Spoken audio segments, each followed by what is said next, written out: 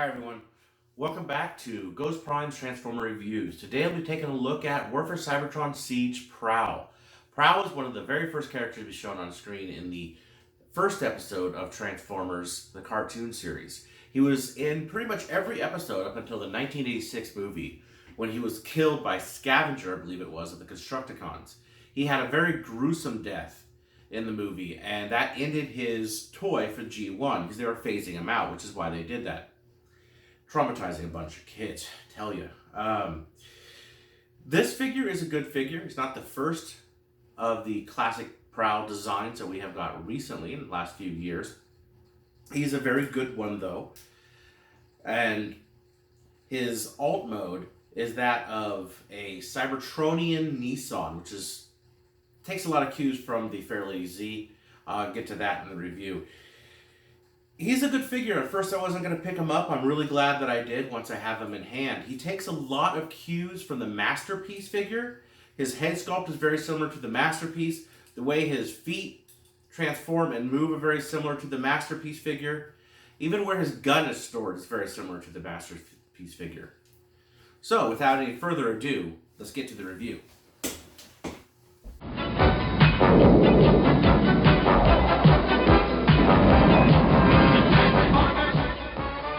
Alright, here is War for Cybertron Siege Prowl, how he comes packaged. He has, I see this floating around because I put him back in there. He has a light bar and he has a gun and the figure.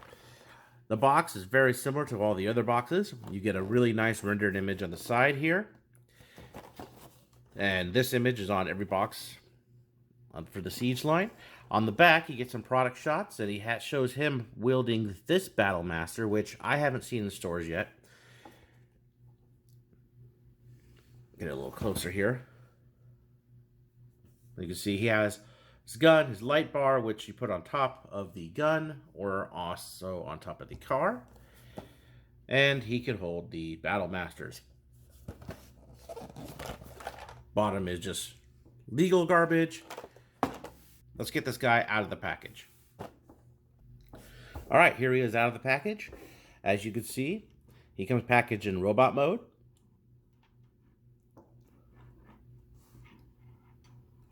He has his blaster, which doesn't look, if I can focus on it, doesn't look a whole lot like the G1. It lacks that piece up here, which I'll show you why in a minute. He does have a G1 style front end to the gun. It is not silver, it is white.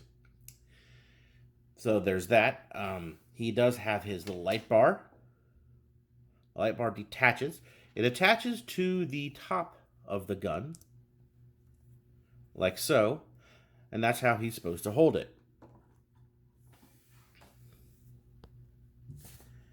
In addition to the weapons, he comes with an instruction sheet, which is a very nice, very clear instruction sheet on just how to transform this guy. Very cool.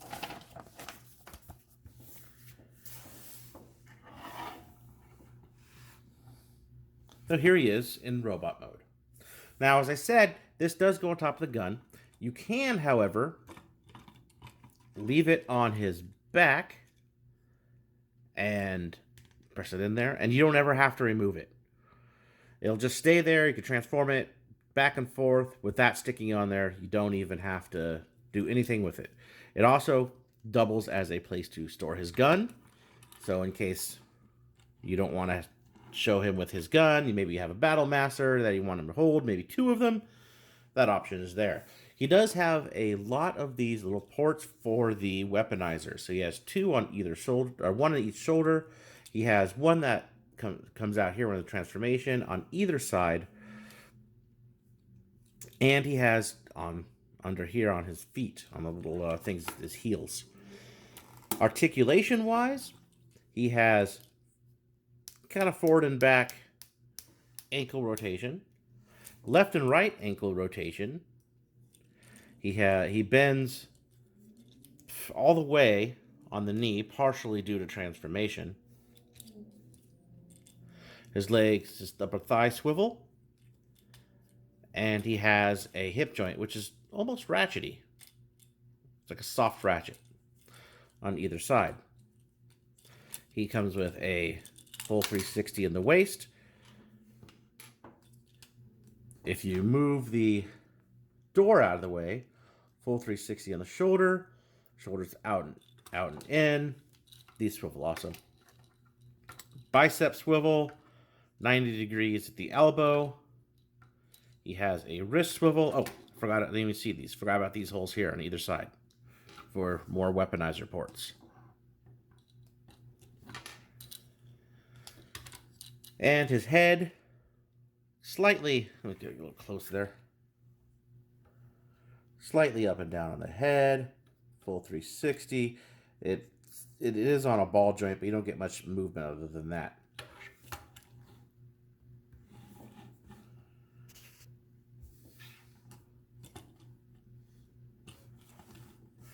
Now, he looks like Prowl, which is very cool. He looks a lot more like Prowl than in my opinion, than the original Classics Prowl. So for comparison, here he is with the Classics Prowl figure. As you can see, he's a fair bit shorter. He's not as lanky looking. I always felt that this Prowl figure had some disjointed arms. But as you can see how they look together. The feet are entirely different, as is the rear.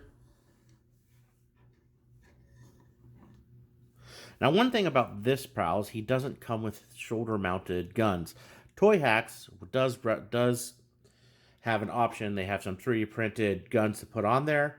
I actually may go that route with this guy. I've always liked shoulder-mounted guns on my Prowl. Here he is next to the Masterpiece Prowl figure. As you notice, they takes a lot of cues from the Masterpiece figure. The Masterpiece figure is an awesome figure, and I'm really glad this one looks the part. So if you notice, so here is the head sculpt on the Masterpiece, and here is the head sculpt on the Siege. Besides the darker face, you can tell it borrows a lot from it. Another thing it borrows from the Masterpiece is the ankle tilt and rotation, and how it transforms and moving this piece up on to this piece like so. Very, very good idea in my eyes to do that. One thing I do wish it could do is up and down on the doors. They just go back and forth. Last but not least, here he is with Generation 1 Prowl. He does have black legs instead of the silver, and he does have white arms. Well, kind of similar, but it's more like the cartoon on this one.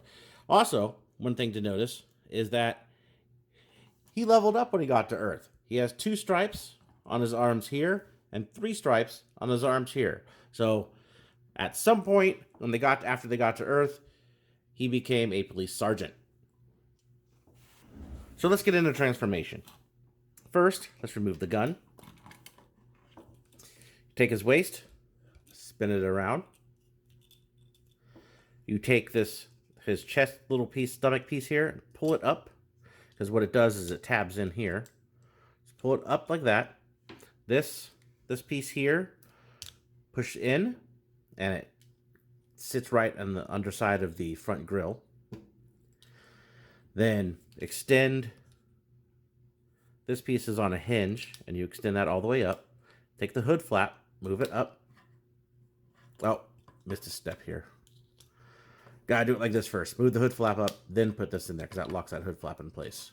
Also, you can see some really, really nice sculpted detail in here. If my camera would focus. Very nice sculpted detail in there.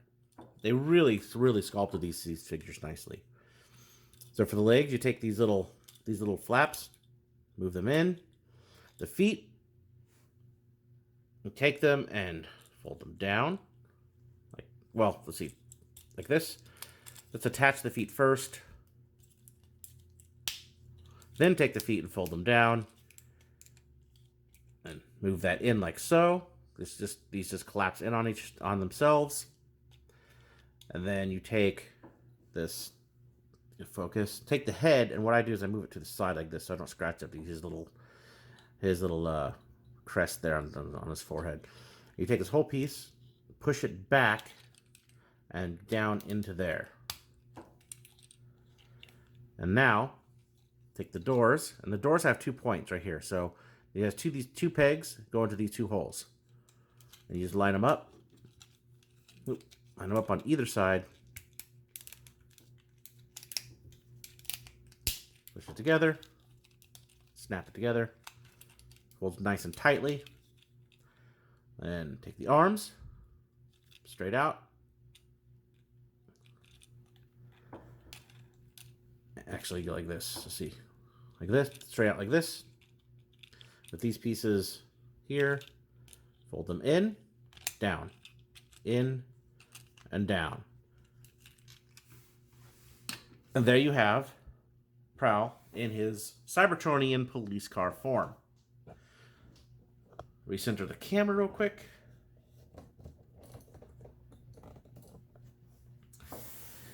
Okay, now, as you can see, he has some Cybertronian writing right here. I have not looked that up on Hasbro's decoder, but I can only assume it says police. He has clear plastic for his wheels and silver painted rims. I think this looks very cool. I really dig this. I love the detail and the silver paint under the clear plastic here for the, I guess what would be the cockpit of the inside of the car if he had one. He has ridges here on the back. And he has, so the front is sort of strange. I do wish they were larger, like more paint. He has these 2 little yellow spots as headlights. I'm unsure why they did that. They could have left it alone. It doesn't really add to the vehicle. It doesn't add any color to it or anything.